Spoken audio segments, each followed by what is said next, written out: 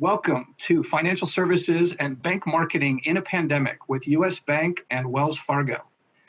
My name is Erik Newton. I'm the Vice President of Marketing here at Milestone, and it is my pleasure to have with me today Brenda Arndt, VP of Content and Search at US Bank, and Brian Wynn, Senior Vice President of Digital Card Acquisition at Wells Fargo. Today's agenda is to start out with a new Milestone point of view on Omnichannel. And then Brian's going to take us in on a fairly deep dive into his one Omnichannel strategy and how they build personas and profiles and how they map the customer journey and the content to it. US Bank and Brenda are going to tell us about the big pivot they made in marketing around the COVID time in the first couple months of the year, and how they put a community and employees first, and how important it is for them to use an empathetic branding message and build on what is a consistent part of their company identity. And then I'll share with you some new Milestone research.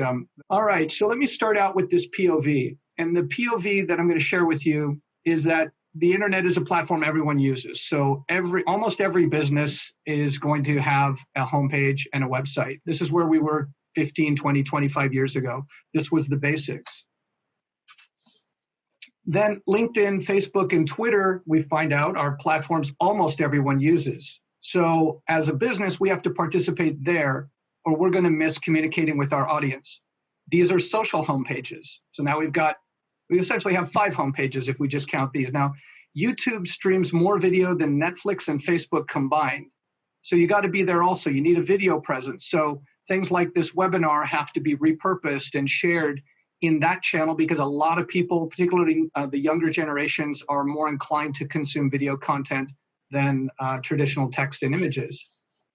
And on you go into Reddit, Quora, SlideShare, Medium, Pinterest, the vertical rating sites that matter in your industry, Bankrate.com, Zillow for mortgage, Bazaarvoice, Yelp, G2 Crowd, TrustRadius.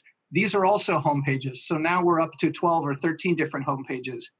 These things we think of as channels are actually all distributed versions of your website. Digital content is your website. It's just we think of them as separate things when in fact they're all interconnected. And like, what do I mean by interconnected and what does that look like? This is a knowledge graph. And I looked for different examples to show you guys. This is a really simple knowledge graph.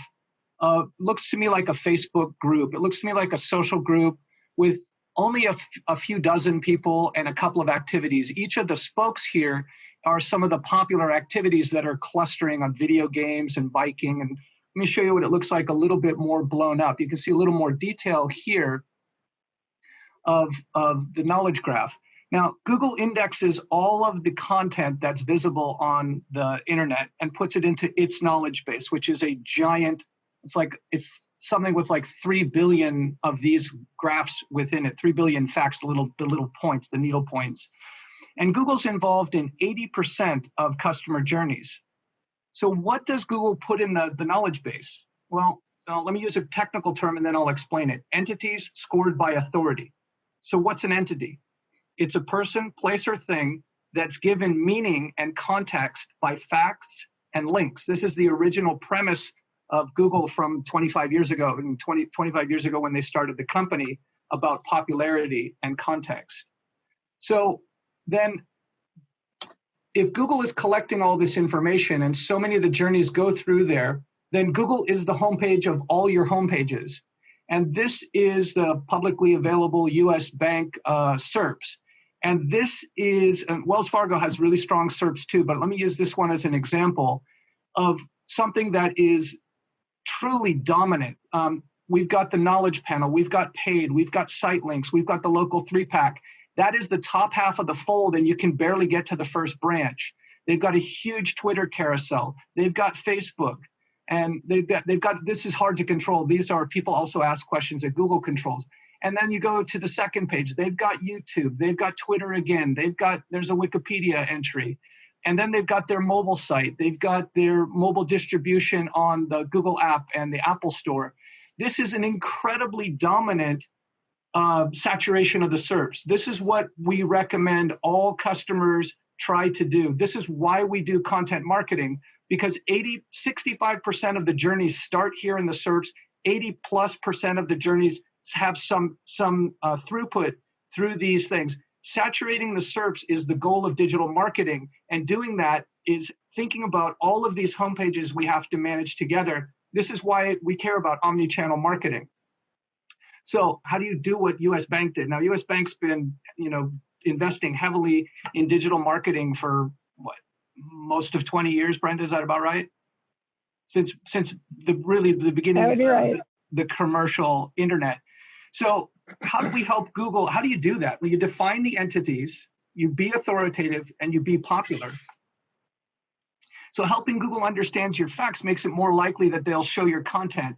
Schemas identify and define the entities and the facts Google uses to answer questions from its users. If you think about search, every single search is a question. Every search result is an answer. That's why they call them queries. People are looking, they have a question in their mind.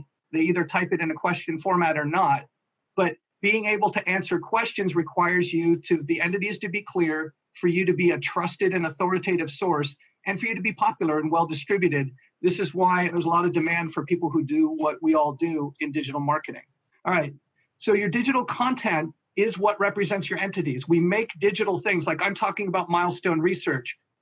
Milestone Research is an entity that I'm using to represent Milestone as a company, that entity, and that content, and I'm distributing it and repurposing it in multiple forms. That's how I'm helping Google understand the facts that are important to me, on the research, which I'll show you guys after Brenda speaks. So what does omni-channel distribution look like to us? Well, you've got core content like a webinar or a video or an interview or an event. You capture some content or a really good blog or a really good white paper. But you have to be really conscious that you built that asset for the channel, the first channel you launched it into. And it won't work if you just relaunch the same format into a different channel. You got to repurpose it. Maybe it needs to be shorter. Maybe it needs to be pictographic. Maybe it needs to be all of these things. You have to, if you're not sensitive and in touch with the channels where you're redistributing this content, these other homepages, you're not formatting for that audience, it won't be well received. And you'll just be doing flat amplification. You have to be doing the adjustment and the amplification for effective omni-channel. And Brian's going to touch a little bit on that in his section. So that's a prelude and a POV.